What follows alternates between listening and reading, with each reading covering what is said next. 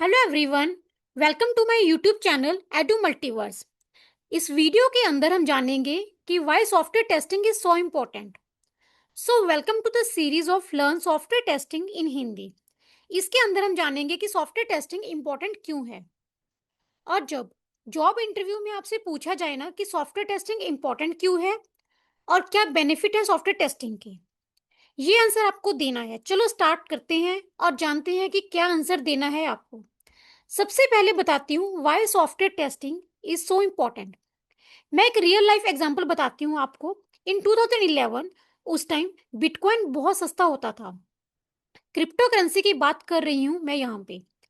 और एक बहुत बड़ी एक्सचेंज एक्सचेंज मतलब कि जो बिटकॉइन से डील करती है, जैसे कि स्टॉक मार्केट के अंदर एनएससी है, नेशनल स्टॉक एक्सचेंज। ऐसे ही बिटकॉइन के अंदर बिटकॉइन की एक एक्सचेंज होती थी, मेटगॉक्स करके। और वो हो गई थी हैक। उसमें एक बेसिकली टेस्टिंग बग यानी कि डिफेक्ट निकला था, और उस बग की वजह से पूरा सिस्टम हैक हो गया था। और 478 अकाउंट्स में से लगभग 4 लाख डॉलर चोरी हो गए थे। सो सॉफ्टवेयर टेस्टिंग बहुत इंपॉर्टेंट है, क्योंकि आपको और पता चलेगा कि वल्नरेबिलिटी यानी कि बहुत सारी वल्नरेबिलिटीज होती हैं। सॉफ्टवेयर टेस्टिंग एक्चुअली में सॉफ्टवेयर डेवलपमेंट लाइफ साइकिल का पार्ट बन चुका है। क्योंकि मैं आपको बताती हूँ एक एग्जांपल 1994 की। 1994 में सॉफ्टवेयर बग की वजह से एक एयरप्लेन क्रैश हो गया था। China airlines Airbus A300 crashed due to a software bug on April 26, 1994, killed 264 innocents live। Multiple cases में पता चला है यहाँ पर हमें कि अगर आप सॉफ्टवेयर का प्रॉपर टेस्ट नहीं करोगे एंड यूजर की तरह, तो वहां पर बग्स मिल जाते हैं। इसी वजह से सॉफ्टवेयर टेस्टिंग को सॉफ्टवेयर डेवलपमेंट लाइफ साइकिल का पार्ट ही बना दिया गया है। अब हम बात करते हैं कि बेनिफिट्स क्या हैं सॉफ्टवेयर टेस्टिंग के। सॉफ्टवेयर टेस्टिंग के बेनिफिट्स बहुत अच्छे हैं। पहले क्या होता था, शुरू शुरू में बहुत से लोग सॉफ्टवेयर टेस्टिंग को एक्चुअल में स्किप कर देते थे, या फिर डेवलपर्स खुद करते थे टेस्टिंग, जिससे उनको प्रॉपरली एंड यूजर की तरह बग्स नहीं मिलते थे। पर बाद में उनको पता चला, जब हमने सॉफ्टवेयर टेस्टिंग को एसडीएलसी लाइफ साइकिल में डाला था, हमें कुछ बेनिफिट्स मिले। बेनिफिट्स क्या थे? सबसे पहले बेनिफिट मिला कॉस्ट इफेक्टिव। क्योंकि जो प्रोडक्शन में बग था ना, उनकी जो कॉस्ट है वो ज़्यादा हाई होती है। अगर मैं आपको समझाऊं कि क्या कॉस्ट है, सपोज करो हम अभी प्लानिंग फेज में हैं, उसके बाद डिज़ाइन बनाया यानी कि डिज़ाइनिंग फेज आया। अगर बग यही मिल जाता है प्लानिंग और डिज़ाइनिंग फेज के अंदर, उस बग को फिक्स करने की कॉस्ट बहुत कम होती है। लेकिन अगर बग हमें डेवलपमेंट एंड टेस्टिंग फेज में मिलता है, तो यहाँ पर भी कॉस्ट कुछ खास नहीं होती। पहले से ज़्यादा होगी, बट ज़्यादा बहुत ज़्यादा नहीं होती। लेकिन यही बग अगर यूज़र को मिल जाता है, तो उसकी कॉस्ट बहुत ज़्यादा होती है, ऑलमोस्ट डबल। तो इतनी ज़्यादा कॉस्ट देनी इजी नहीं होती किसी के लिए भी। इसलिए प्लानिंग एंड डिजाइनिंग फेज में बग कैच करने की कोशिश की जाती है। तभी सॉफ्टवेयर टेस्टर्स को इंट्रोड्यूस किया गया एसडीएलसी में। और इसके क्या बेनिफिट्स हैं? Product quality and reliability, customer satisfaction, better performance, early detection of issues. एक बार क्विकली देख लेते हैं कि सॉफ्टवेयर टेस्टिंग के टाइप्स क्या हैं। अभी इस सीरीज में हम जो सीख रहे हैं वो है manual testing. So first type है मैनुअल टेस्टिंग। सेकेंड टाइप जो आता है वो है ऑटोमेशन टेस्टिंग। यहाँ मैं आपको एक पॉइंट बताना चाहती हूँ। जेम्स बैक का नाम तो सबने सुना होगा।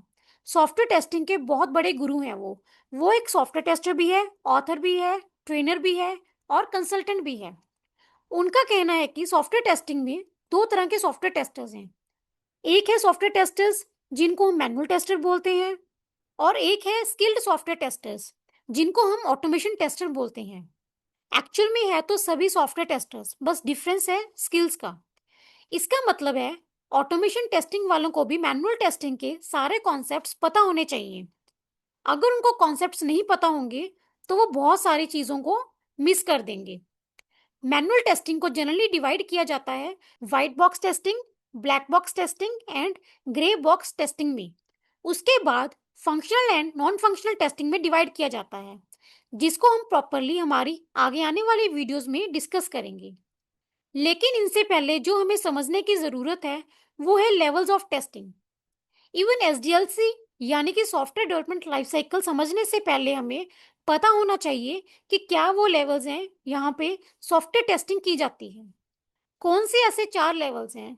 जब आपको इन 4 लेवल्स की क्लैरिटी मिलेगी उसके बाद एसडीएलसी आपको बहुत अच्छे से समझ आने लग जाएगा। आइए अब बात करते हैं लेवल्स ऑफ टेस्टिंग होते क्या हैं। जब भी कोई सॉफ्टवेयर मिलता है उसको 4 लेवल्स में डिवाइड किया गया है। पहला लेवल था यूनिट टेस्टिंग, फिर इंटीग्रेशन टेस्टिंग, फिर soft system testing and then last है एक्सेप्टेंस टेस्टिंग। अब मैं आपको बताती हूँ कि आपका काम कहाँ पर है। आपका काम सिस्टम टेस्टिंग में आएगा। असली क्यूए का काम सारा सिस्टम टेस्टिंग में आता है। यूनिट टेस्टिंग जनरली डेवलपर्स करते हैं। इंटीग्रेशन सिनेरियोज बहुत सारे ऑलमोस्ट 70 to 80% सिनेरियोज वो सारे जनरली डेवलपर्स ही करते हैं। कुछ पार्ट जो है वो क्यूए करता है। यहाँ से आपका पार्ट शुरू हो जाता है यानी कि सिस्टम टेस्टिंग के अंदर। सिस्टम टेस्टिंग के अंदर दो पार्ट्स होते हैं, फंक्शनल और नॉन फंक्शनल। इसके बारे में हम डिटेल्स में डिस्कस करेंगे। फिर आता है एक्सेप्टेंस टेस्टिंग। एक्सेप्टेंस टेस्टिंग के अंदर होते हैं जनरली एंड यूजर्स या फिर बीटा टेस्टर्स। जब आपने साइन ऑफ दे दिया, साइन ऑफ मतलब आपने बोल दिया कि सॉफ्टवेयर अब काम कर रहा है, इसके बाद एक्सेप्टेंस टेस्टिंग के लिए चला जाता है। वहां पे एंड यूजर्स की तरह लोग उनको टेस्ट करते हैं। इन लेवल्स को अच्छे से समझना बहुत इंपॉर्टेंट है और इसी लेवल्स के बारे में डिटेल में डिस्कस करेंगे फ्यूचर वीडियोस में। हम एसडीएलसी के बारे में डिस्कस करेंगे। एसडीएलसी में कौन से मॉडल्स हैं उनके बारे में डिस्कस करेंगे। टाइप्स ऑफ टेस्टिंग के बारे में डिटेल में डिस्कस करेंगे। इन सब के बारे में डिटेल्स में आपने आगे फ्यूचर वीडियोस में डिस्कस करेंगे। सो मिलते हैं अगली वीडियो के अंदर। होप आपको यहाँ तक लेवल्स अच्छे से क्लियर हो चुके होंगे। अगली वीडियो में लेवल्स को डिटेल में समझेंगे। कौन कौन से टेस्टर्स के एट्रीब्यूट्स हैं वो भी समझेंगे। होप आपको ये वीडियो समझ आई होगी और अच्छी लगी होगी। अगर आप सबके कुछ क्वेश्चंस या फीडबैक होंगे तो कमेंट सेक्शन में ज़रूर मेंशन कीजिएगा।